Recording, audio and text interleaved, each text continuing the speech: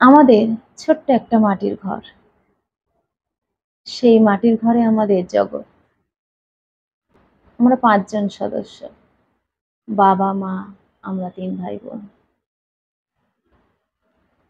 ছোট্ট মাটির ঘরে আমাদের বেশ সুখে শান্তিতে কেটে যাচ্ছিল।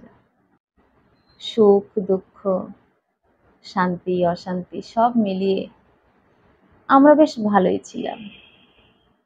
যখন রাতে বৃষ্টি হতো, হয়তো আমরা সবাই ঘুমিয়ে পড়েছি। এমন সময় দেখতাম উপর থেকে বিছানার চারিদিকে জল পড়ছে। সঙ্গে সঙ্গে ঘুম ভেঙে যেত। উঠে বসতাম।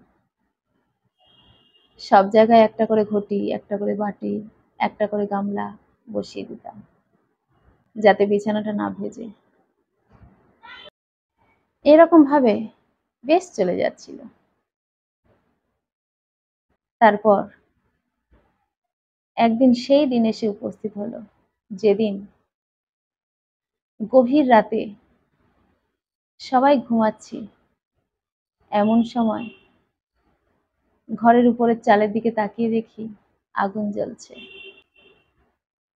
কিভাবে আগুন লেগে গেছে কেউ জানি না। অত রাতে চিৎকার করে মা বাবা লোকজন জড়ো করলো। সবাই এসে আগুন নেভাতে নেভাতে বাড়িটাই প্রায় শেষ হয়ে গেছে পুড়ে। যে মাটির ঘরে জন্ম হয়েছে, যে ঘরের মধ্যে সমস্ত সুখ, সমস্ত স্বপ্ন ছিল, যে ঘরে শুয়ে স্বপ্ন দেখতাম একদিন অনেক বড় হব, সেই ঘর আমাদের শেষ হয়ে গেছে। মা বাবা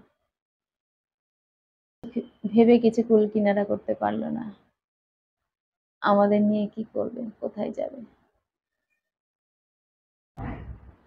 সেই ঘরের মধ্যে যা কিছু ছিল সবই তো শেষ হয়ে গেছে।